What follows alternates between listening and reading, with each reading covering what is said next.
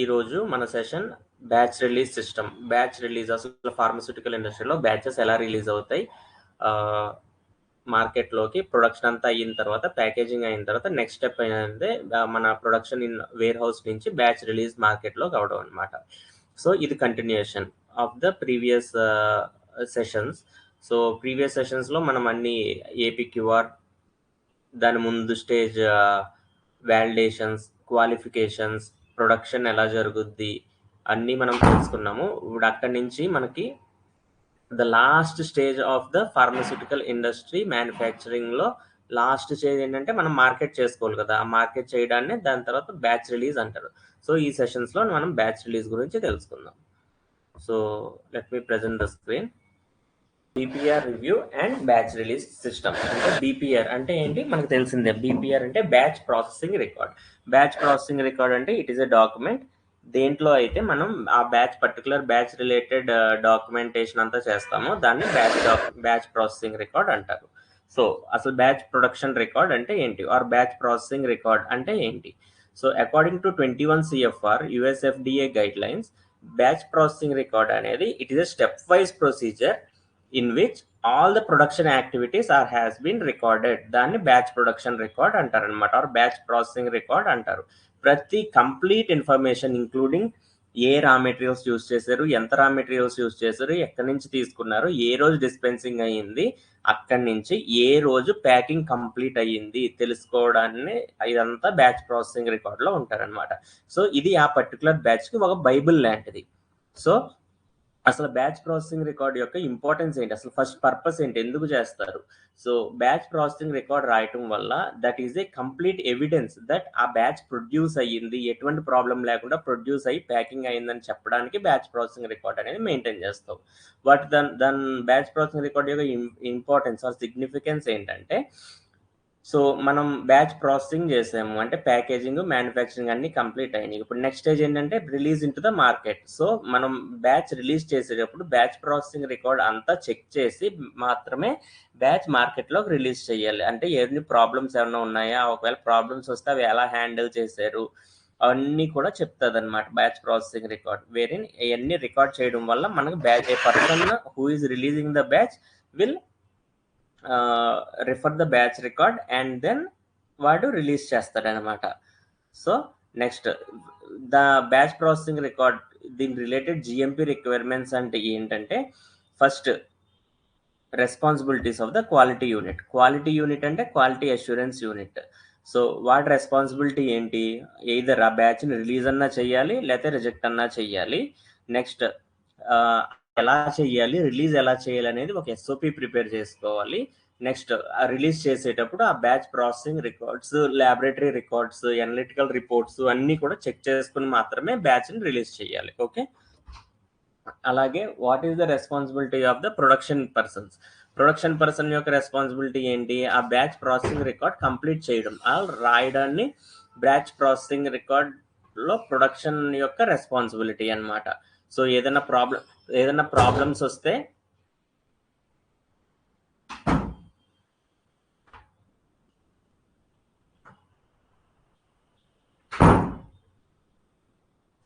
So responsibility of the production persons యొక్క responsibility ఏంటంటే batch processing record రాయడం, next ఆ రాసిన రికార్డ్ని రివ్యూ చేయడం బై ద సెకండ్ పర్సన్. ఇది ప్రొడక్షన్ పర్సన్ యొక్క రెస్పాన్సిబిలిటీ. సో ఏదన్నా ప్రొడక్షన్ రిలేటెడ్ డీవియేషన్స్ ఏమన్నా వస్తే అవి కూడా బ్యాచ్ ప్రాసెసింగ్ రికార్డ్లో మెన్షన్ చేయాలి. నెక్స్ట్ మొత్తం అంతా ఇప్పుడు బ్యాచ్ ప్రాసెసింగ్ రికార్డ్ అంతా కంప్లీట్ చేశారు, అప్పుడు దాని తర్వాత దాన్ని రివ్యూ చేయాలి కదా. సో దేని పర్పస్ రివ్యూ చేయాలంటే, అన్ని యాక్టివిటీస్ ఇంకా కంప్లీట్గా అయినాయా లేదా, టైమింగ్స్ అన్ని కంప్లీట్గా మెన్షన్ చేశారా లేదా, బ్లాంక్ స్పేసెస్ అన్ని స్ట్రైక్ అవుట్ చేశారా లేదా, అన్నిటికీ సిగ్నేచర్ అండ్ డేట్ ఉందా లేదా, నెక్స్ట్ లేబులింగ్, ప్యాకింగ్ అంతా అండ్ అనలిటికల్ రిపోర్ట్స్ అన్ని కరెక్ట్గా ఉన్నాయా లేదా, రిలీజ్ అయినాయా లేదా అనేది చెక్ చేస్తారనమాట, అవి రివ్యూ చేసుకుంటారు. So the batch record review అనేది critical step in the batch release process. Okay. Next any deviations or investigations and OOS ఏదైనా బ్యాచ్ రిలేటెడ్ వచ్చింది అనుకోండి, ఆ బ్యాచ్ రిలీజ్ చేసేటప్పుడు అవి బ్యాచ్ రికార్డ్లో రిఫర్ చేసి బ్యాచ్ రిలీజ్ చేస్తారు. ఇది బ్యాచ్ రికార్డ్ యొక్క ఇంపార్టెన్స్ అనమాట. సో ఎఫెక్టివ్గా బ్యాచ్ ప్రాసెసింగ్ రికార్డ్ రివ్యూ చేయాలంటే ఎలా చేస్తారు అంటే, ఫస్ట్ మీకు డాక్యుమెంట్స్ అన్నీ ఉండాలి. ఏమేం డాక్యుమెంట్స్ ఉండాలంటే, ఫస్ట్ బ్యాచ్ రికార్డ్ ఎలా రివ్యూ చేయాలనే ఒక ఎస్ఓపి. నెక్స్ట్ ఆ ఎస్ఓపిలో మొత్తం క్లియర్గా డిఫైన్ చేయాలి. ప్రొడక్షన్ రిలేటెడ్ ఏం రివ్యూ చేయాలి, ప్యాకేజింగ్ రిలేటెడ్ ఏం రివ్యూ చేయాలి, లేబరింగ్ రిలేటెడ్, ల్యాబొరేటరీ రిలేటెడ్ ఏమేమి రివ్యూ చేయాలి అనేది ఎఫెక్టివ్గా ఎస్ఓపిలో డిఫైన్ చేసి ఉండాలి. నెక్స్ట్ బ్యాచ్ ప్రాసెసింగ్ రికార్డ్కి ఒక చెక్ లిస్ట్ కూడా ఉండాలి. ఆ చెక్ లిస్ట్ ఏంటంటే ఏ స్టెప్ కూడా మిస్ అవ్వలేదని ప్రూవ్ చేసుకోవడానికి చెక్ లిస్ట్, అది సైన్ చేసుకోవాలన్నమాట. నెక్స్ట్ ఏదైనా కరెక్షన్ షీట్ అనేది కూడా ఒక బ్యాచ్ ప్రాసెసింగ్ రికార్డ్లో పెడతాం. ఆ కరెక్షన్ షీట్ యొక్క ఇంపార్టెన్స్ ఏంటంటే, ఏదైనా కరెక్షన్స్ ఏమన్నా వచ్చినాయి అనుకోండి, అవి నోట్ చేయడానికి. ఇది జిఎంపి రిక్వైర్మెంట్. ఒకవేళ కరెక్షన్స్ ఏం లేకపోతే అది బ్లాంక్గా స్ట్రైక్ అవుట్ చేసేయాలి. ఆ particular batch record review comments QA వాళ్ళు ఏదైనా కామెంట్స్ ఇవ్వాలంటే ఆ కరెక్షన్ షీట్ యూజ్ చేసుకుంటారనమాట. నెక్స్ట్ సో ఫస్ట్ ఆ బ్యాచ్ రికార్డ్ రివ్యూకి ఎస్ఓపి ఎలా ఉండాలంటే, అసలు ఎందుకు BPR or batch processing record review చేయాలి, ఏమన్నా మిస్టేక్స్ వస్తే ఎలా హ్యాండిల్ చేయాలి, నెక్స్ట్ ఎవరు ఆ బ్యాచ్ యొక్క రిలీజ్ హ్యాండిల్ చేయాలి, బీపీఆర్ కంప్లీట్గా ఉందా లేదా ఎలా వెరిఫై చేసుకోవాలి అన్ని ఎస్ఓపిలో డిఫైన్ చేస్తారనమాట. సో అండ్ ఇట్ ఆల్సో ఎస్ఓపిలో మనకి రికార్డ్స్ అన్ని క్లియర్గా ఉండాలి, యాక్యురేట్ ఉండాలి, ఆల్కో ప్రిన్సిపల్స్ అన్ని ఫాలో అవ్వాలని చెప్తుంది అనమాట ఎస్ఓపి. సో ఏదన్నా రివ్యూ చేయాలంటే ఫస్ట్ ప్రతి point in the SOP follow అవ్వాలి. ఎస్ఓపి యొక్క మెయిన్ రిక్వైర్మెంట్ అదే కదా. సో ఎంత టైంలో రివ్యూ చేయాలి, టైంకి రిలీజ్ అవ్వాలంటే టైంకి బ్యాచ్ ప్రాసెసింగ్ రికార్డ్ రివ్యూ అయ్యి ఉండాలన్నమాట. నెక్స్ట్ ఇంకేమేమి ఉంటుంది ఎస్ఓపిలో అంటే, ప్రొడక్షన్ అండ్ క్యూఏ రివ్యూవర్స్ ఉంటారు కదా. First production person batch processing record review చేసిన తర్వాత in process quality assurance person కూడా రివ్యూ చేయాలి. ఎలా రివ్యూ చేయాలి, దాని ప్రొసీజర్ ఏంటి, కరెక్షన్ షీట్ ఎలా హ్యాండిల్ చేయాలి అనేది ఎస్ఓపిలో డిఫైన్ చేస్తారు. ఆ కరెక్షన్ షీట్ ఎలా యూజ్ చేయాలి, ఏదైనా ప్రాబ్లం వస్తే ఎలాంటి పాయింట్స్ దానిలో రాయాలి, జిఎంపి రిలేటెడ్ ఇష్యూస్ ఏమైనా ఉన్నాయా లేదా అనేది ఆ కరెక్షన్ షీట్లో రాయాలి. If there are no corrections మనం దాన్ని స్ట్రైక్ అవుట్ చేసి ఎన్ఏ చేసేస్తాం అనమాట. And next main critical steps ఏమేంటంటే, weighing of the critical steps in the batch processing record ఏమేంటంటే, weighing of the raw materials కరెక్ట్గా అయ్యిందా లేదా, క్రిటికల్ ప్రాసెస్ పారామీటర్స్ అన్ని కరెక్ట్గా ఫాలో అయినాయా లేదా, ఈ రికార్డ్స్ అన్ని కరెక్ట్గా మెన్షన్ చేసారా లేదా అనేది చెక్ చేసుకోవాలి. ఏదన్నా ఇన్ఫర్మేషన్ మిస్ అయితే ఎస్ఓపిలో మనకు క్లియర్గా డిఫైన్ అవ్వాలి. ఈ సిచ్యువేషన్లో ఎలా హ్యాండిల్ చేయాలి, ఇన్వెస్టిగేషన్ ఎలా చేయాలి, ఏమి ఇన్సిడెంట్ రేస్ చేయాలి అనేది డిఫైన్ చేస్తారనమాట. నెక్స్ట్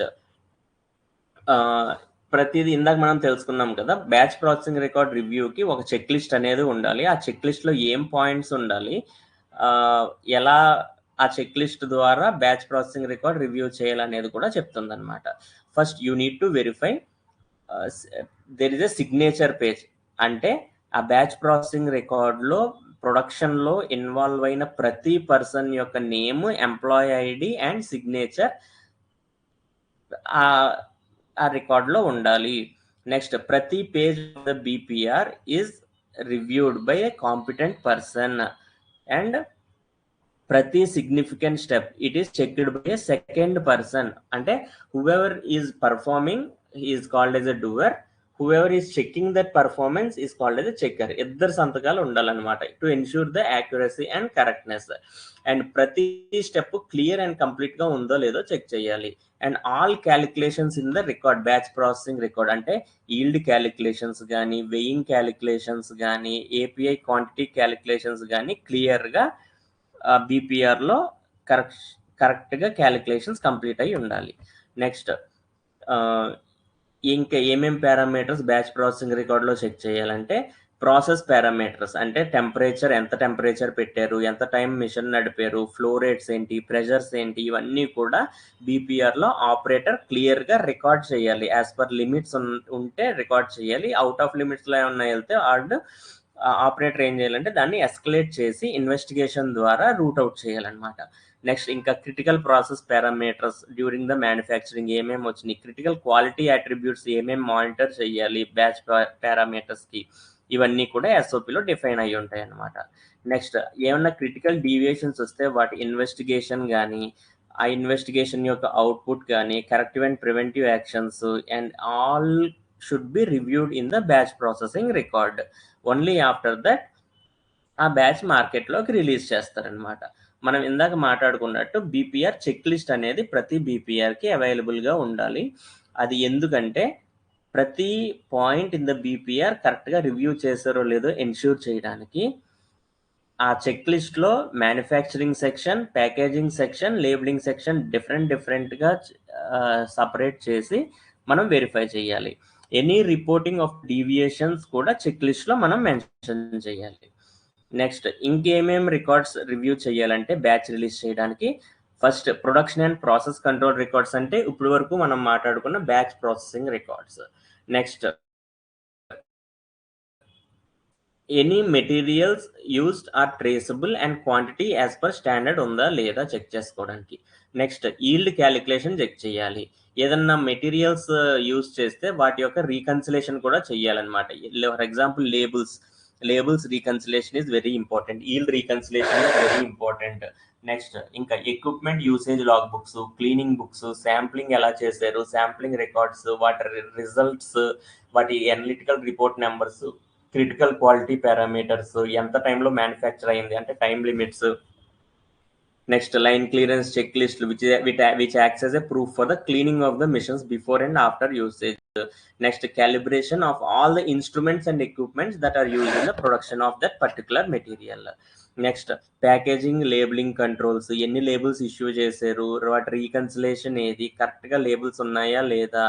నెక్స్ట్ ఇందాక మనం మాట్లాడుకున్నట్టు test reports, test records, specifications, everything కూడా మనం రివ్యూ చేయాలి. ఇంకా ఏమైనా డీవియేషన్స్ వస్తే వాటి record numbers, reference numbers, corrective actions, preventive actions, any OOS investigations, ఏదైనా చేంజ్ కంట్రోల్ రిలేటెడ్ ఇన్ఫర్మేషన్ అన్ని కూడా రివ్యూ చేయాలి. నెక్స్ట్ ఒక BPR, this is an example of typical BPR review check list. అంటే ఏమేమి చెక్ పాయింట్ ఉంటుంది. ఫర్ ఎగ్జాంపుల్ ఈల్డ్ తీసుకున్నారనుకోండి, yield is complying with the limits, అవునా కాదా. అబ్జర్వేషన్ ఎస్ అని రాస్తారు. If it is no. ఒకవేళ నో అయితే మీరు ఏం కరెక్టివ్ యాక్షన్ తీసుకున్నారనేది ఇక్కడ మెన్షన్ చేయాలి. అలాగే calibration records, cleaning records verify చేసారా లేదా. Next each step batch processing record ప్రకారమే మ్యానుఫ్యాక్చర్ చేసారా లేదా, అన్ని ఎంట్రీస్ కరెక్ట్గా ఉన్నాయా లేదా, any overwriting is corrected or not, any equipments that are used are as per the batch processing record, entries of the raw and packaging material issue slips కరెక్ట్గా ఉన్నాయా లేవా. నెక్స్ట్ ప్రతి ఎంట్రీస్ ఆల్కో ప్రిన్సిపల్స్ ఫాలో అవుతున్నాయా లేదా, critical in process parameters meet అవుతున్నాయా లేదా, any packaging list, product labels, specimen labels, cleaning labels, in use labels, finish product results, ఇవన్నీ కరెక్ట్గా మెన్షన్ చేశారా లేదా అనేది చెక్ లిస్ట్లో ఉంటాయి. Apart from this production related you should also include whatever QA investigation related records and their reference numbers అన్నీ ఇవ్వాలన్నమాట. Once ఈ చెక్ లిస్ట్ అంతా ఫిల్ అయిన తర్వాత ప్రొడక్షన్ పర్సన్ మనకి బ్యాచ్ రికార్డ్ క్యూఏకి ఇచ్చిన తర్వాత it should be reviewed by QA and this check list be filled by the QA person and approved by the QA person also. So once ఇవన్నీ okay అయితే ఇక్కడ లాస్ట్లో status batch can be released or not. If it every point okay అనుకోండి, batch can be released after verifying the release results. Okay, so this is an example of the correction sheet టిపికల్గా. So batch రికార్డులో ఏ page నెంబర్లో correction ఉంది, ఆ observation ఏంటి. For suppose observation like temperature out of limit identify అయ్యింది, batch మ్యానుఫ్యాక్చరింగ్లో అది ఐడెంటిఫై చేయాలి operator. So during the review it has been identified. Next ఏదైనా యాక్షన్ ఏం తీసుకున్నారు, ఒకవేళ అది క్వాలిటీ ఇంపాక్టింగ్ అయితే ఇన్సిడెంట్ రేస్ చేసి ఆ ఇన్సిడెంట్ నెంబర్ ఇక్కడ మెన్షన్ చేయాలన్నమాట. ఇన్వెస్టిగేషన్ చేసి దాని తర్వాత బ్యాచ్ రిలీజింగ్కి వెళ్ళాలి. ఇది correction sheet typical example. So ఇప్పుడు ఏం చేస్తారు మీరు, బ్యాచ్ ప్రాసెసింగ్ అయిపోయింది, బ్యాచ్ రికార్డ్ రివ్యూ అయిపోయింది, నెక్స్ట్ స్టేజ్ ఏంటంటే బ్యాచ్ రిలీజ్. సో మన QA person who is responsible for releasing the batch, అది ఇంపార్టెంట్ డిసిషన్ అన్నమాట. తీసుకోవాలి ఏంటి, అసలు బ్యాచ్ని రిలీజ్ చేయాలా, రిజెక్ట్ చేయాలా, అసలు ఏం చేయాలి అనేది. So quality system supporting manufacture is in control అని ప్రూవ్ చేసుకుని మాత్రమే వాడు బ్యాచ్ అనేది రిలీజ్ చేసుకోవాలన్నమాట. సో ఫస్ట్ రిలీజ్ చేసుకోవాలంటే ఇంకొక స్టెప్ ఏంటంటే బ్యాచ్ క్లీనింగ్ రికార్డ్ రివ్యూ. ఇప్పుడు బ్యాచ్ ప్రాసెసింగ్ రికార్డ్ రివ్యూ చేసాడు. నెక్స్ట్ ఏంటంటే batch cleaning record review. Cleaning record అంటే ఇప్పుడు ఆ పర్టికులర్ ఎక్విప్మెంట్స్ ఆ బ్యాచ్ ప్రాసెసింగ్ లో యూజ్ చేస్తారు కదా, ఆ పర్టికులర్ ఎక్విప్మెంట్స్ కరెక్ట్ గా క్లీనింగ్ చేస్తున్నారా లేదా, అయితే ఎంత టైం క్లీన్ చేశారు, ఎస్ఓపి ప్రకారం ఆ టైమ్స్ అన్ని ఫాలో అయ్యారా లేదా, అన్ని క్వాంటిటీస్ వాడారా లేదా, వాటర్ క్వాంటిటీస్ కానీ ఐసోప్రొపైల్ ఆల్కహాల్ కానీ, నెక్స్ట్ ఆ క్లీన్ లేబుల్స్ అండ్ బీపీఆర్ లో అటాచ్ చేస్తారా లేదా, లాగ్ బుక్స్ అన్ని వెరిఫై చేసుకోవాలి, ఎక్విప్మెంట్ లైన్ క్లియరెన్స్ చెక్ లిస్ట్లు వెరిఫై చేయాలి, ఏమైనా ఇష్యూస్ ఉంటే హైలైట్ చేయాలి. If there are no issues the line clearance can be passed and this should be attached to the batch processing record. So మీరు batch release చేయాలంటే first thing ఒక SOP ఉండాలి. ఎస్ఓపిలో ఏం బ్యాచ్ ప్రాసెసింగ్ రికార్డ్ ఎలా review చేయాలి, batch cleaning record ఎలా review చేయాలి, అనలిటికల్ రిపోర్ట్స్ ఎలా రివ్యూ చేయాలి, డీవియేషన్స్ వస్తే వాటిని ఎలా హ్యాండిల్ చేసి రివ్యూ చేయాలి అనేది మెన్షన్ చేసుకుంటారు అనమాట. ఇవన్నీ ఓకే అయితే మాత్రమే QA person can release the batch. It is the whole and sole responsibility of the QA whether to release the batch or reject the batch or keep on hold, right? This is regarding the batch release system in a pharma industry. So in the next class we will talk about handling of the reserve samples. So అసలు reserve samples అంటే ఏంటి, pharma ఇండస్ట్రీలో వాటి యొక్క importance ఏంటి అనేది next క్లాస్లో handle చేస్తాం.